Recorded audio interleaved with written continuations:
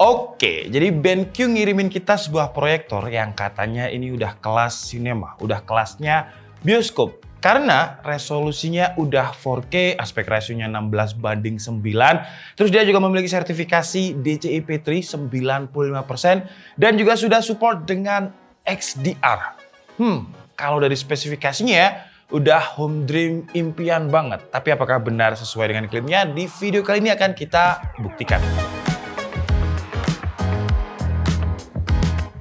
Jadi perkenalkan, ini adalah BenQ W2700i. Kalau dulu proyektor itu hanya bisa digunakan untuk extend dari device kita, entah itu laptop atau PC, tapi proyektor dari BenQ ini bisa berdiri sendiri. Karena dia sudah Google Certified berbasis Android TV versi 9. Jadi nggak perlu device apapun untuk dikoneksikan ke sini, dia langsung bisa digunakan sebagai Android TV. Gimana caranya? Karena ya kalau misalkan ini kita buka cover bagian atasnya ini, di bagian dalamnya ada HDMI stick yang menggunakan quad-core A53, RAM-nya 2GB, internalnya 16GB. Jadi bisa dibilang ini adalah otak dari proyektor BenQ W2700i ini. Dulu kita udah pernah nge-review BenQ GV30 atau BenQ GV30, sebuah proyektor portable yang nggak usah pakai kabel power, bisa dibawa camping. Itu juga sudah menggunakan HDMI stick. Tapi di BenQ GV30 dulu resolusinya hanya 720p. Dan di review saya itu saya bilang kualitasnya walaupun 720p udah BenQ banget, udah bagus banget. Nah sekarang BenQ malah ngirimin sebuah proyektor yang resolusinya bisa 4K. Dan untuk kualitas gambar yang diproyeksikan dari BenQ W2700i ini, kalau misalkan ruangannya bener-bener gelap, kualitasnya bisa hampir mirip seperti TV. Memang nggak bisa dibandingkan antara proyektor dan juga TV karena cara kerjanya beda. Jadi kalau misalkan TV pakai panel OLED terus 100 inch, harganya bisa mencapai 90 juta lebih. Dan TV, apalagi yang dimensinya 100 inch, kalau misalkan kita mau pindah-pindah, ya bisa. Tapi ribet banget. Kalau proyektor, walaupun ini bukan portable seperti GV30, harus pakai kabel power, tapi dipindah-pindah masih gampang. Dan kalau misalkan dimundurkannya pas jaraknya, dia bisa memproyeksikan gambar sampai 100 inch. Dan kalau misalkan TV yang pakai panel OLED itu ada umurnya, ada burn-in juga. Proyektor pun juga ada umurnya karena dia ada ANSI lumensnya. Dan untuk BenQ W2700i ini dia memiliki 2000 ANSI lumens. Dan sekarang saatnya kita buktikan si BenQ W2700i ini yang kata BenQ kualitasnya udah home cinema. Jadi dia memiliki 3 aspek yang dikedepankan ya sama BenQ. Jadi ada resolution. Jadi 4K-nya ini sudah true 4K, bukan 4K yang di upscaling. Jadi 4K-nya ini sudah memiliki 8,3 juta pixel. Sebuah jumlah megapiksel yang memang menjadi standar dari Consumer Technology Association. Jadi kalau 4K itu minimal pixelnya harus 8,3 juta. Yang kedua ada color game mode. Jadi BenQ W2700i ini memiliki teknologi yang namanya Cinema Color dan juga Cinema Master. Cinema Color dia memiliki sertifikasi DCI-P3 95%. Apa itu DCI-P3? Sebuah sertifikasi yang memang digunakan biasanya di Hollywood karena kepanjangan dari DCI adalah Digital Cinema Initiative. Sebuah sertifikasi yang memang biasanya digunakan di dunia perfilman. Terus aspek yang ketiga adalah Dynamic Range. Jadi dia juga sudah memiliki fitur XDR10 dan juga XLG. Jadi kalau kita nyalakan, kita langsung disambut dengan UI dari Android TV versi 9 ini. Jadi kalau misalkan aplikasi yang ada di sini menurut kalian kurang, kalian bisa download juga di Play Store-nya karena ini ya basisnya Android TV. Asalkan aplikasinya nggak melebihi storage internalnya yang 16GB tadi, masih cukup. Terus untuk 3 aspek yang saya sebutkan tadi, kita bisa masuk ke proyektor menu. Jadi kalau misalkan kita geser ke kanan untuk information ini, jadi dia ada di source-nya HDMI 3, jadi source-nya yang HDMI stick tadi. Terus ini picture mode-nya dia ada di Dark Cinema, sebuah picture mode yang warna hitamnya bisa pekat banget. Terus resolusinya juga 2160p, 4K ya. Terus color game mode-nya dia ada di BT709, ini color game mode yang biasanya mengedepankan warna merah dan juga warna hijau. Terus juga ada keterangan untuk light usage time, jadi dia masih 23 jam, kita nyobainnya baru 23 jam, itu udah lumayan lama loh ya. Dan 3D formatnya off. Jadi kalau misalkan kita mau ganti, kita bisa masuk ke picture mode ini. Nah di sini kalau misalkan kita mau ganti user yang pengen mengaktifkan fitur color game mode-nya ada di bagian user ini.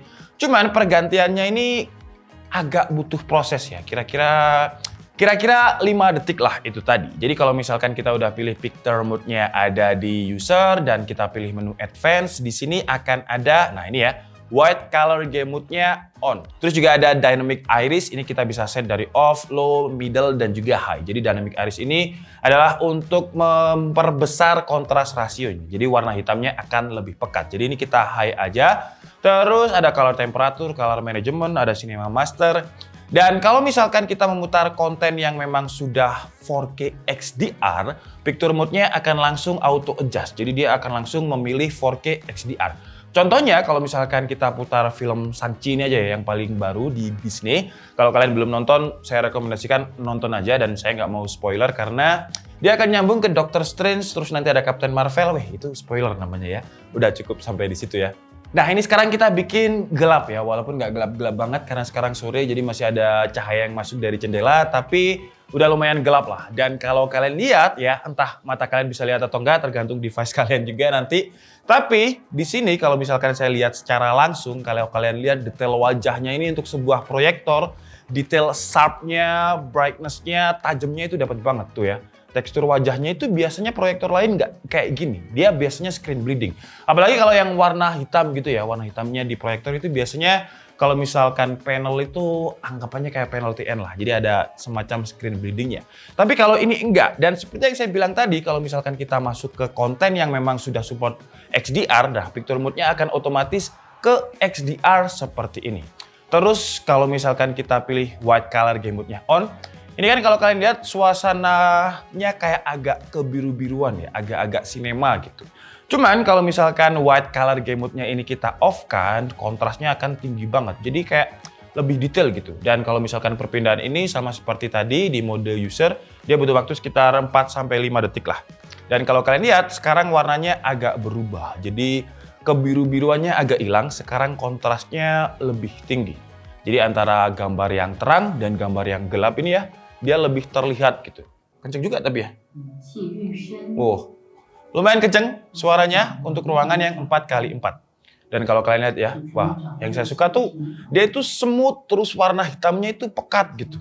Cuman proyektor itu kan cara kerjanya kayak laser ya. Jadi di dalam sini dia melemparkan cahaya dan cahaya itu panas. Apalagi ini 2000 ANSI lumens. Makanya dia butuh pendingin biar komponen di dalamnya ini tetap bisa berjalan dengan optimal. Dan jadinya si BenQ membuat ada dual fan di sini, 2 kipas. Dan kalau misalkan pemasangannya nggak pas, contohnya seperti di saya ini nggak pas, seharusnya sih kita gantung di atas gitu ya. Karena kalau misalkan di sini ketika filmnya ini, kan kalau misalkan kita nonton film pasti ada suara yang hening gitu ya. Kalau dia lagi ekspresi yang benar-benar hening, nggak akan ada suaranya. Suara kipasnya akan terdengar. Contohnya ini kalau misalkan saya mute ya, atau saya back aja seperti ini. Jadi suara kipasnya seperti ini. Lumayan kenceng, hampir seperti suara PC atau suara laptop gaming ketika, wah ini ada suaranya lagi, ketika lagi full load ya. Jadi suara kipasnya lumayan kenceng. Dan karena proyektor ini dia memiliki Google Certified, jadi di remote-nya ini juga ada untuk tombol Google Voice Assistant. Jadi kalau misalkan kalian males untuk ngetik di remote-nya, tinggal bilang aja. Contohnya ya, kalau misalkan saya mau cari video apa di YouTube, tinggal bilang aja, putar 4K video di YouTube. Oke, ini beberapa video. Ya, jadi dia akan langsung seperti itu ya. Memutar video 4K di YouTube. Nah, seperti itu. Jadi kalau misalkan kalian mau pakai bahasa Indonesia juga bisa. Wah, iklan ya. Wah, enak banget di Tokopedia dapat iklan ya. BTW, untuk W2700 ini kalian juga bisa beli di marketplace-nya resmi BenQ yang ada di Tokopedia. Cuman kalau misalkan kita udah masuk ke kontennya yang udah support XDR tadi, nggak bisa dipilih ya. Dia kayak auto adjust gitu. Tapi kalau misalkan masih di home gini, kita bisa pilih user untuk color game mode on tadi, ada dark cinema. Biar warna hitamnya itu lebih pekat, coba ya kita lihat ya warna hitamnya sepekat apa kalau misalkan kita pakai picture mode yang dark cinema. Nah, jadi kalau kalian lihat ya ketika pakai dark cinema di bagian hitamnya ini ya, karena kalau memang backgroundnya Netflix kan kurang hitam ya, tapi kalau ini warnanya hitamnya bisa pekat banget dengan picture mode yang dark cinema.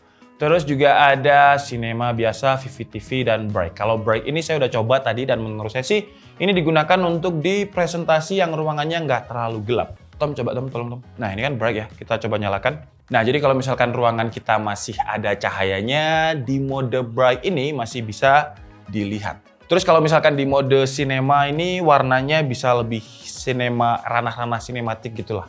Jadi lebih ke biru. Terus kalau misalkan kita mau lihat color profile-nya, oh ya, BTW ini kan tadi picture ya, ini display. Jadi bedanya di sini ada menu untuk 3D, ada HDR yang support HDR10 dan XLG tadi.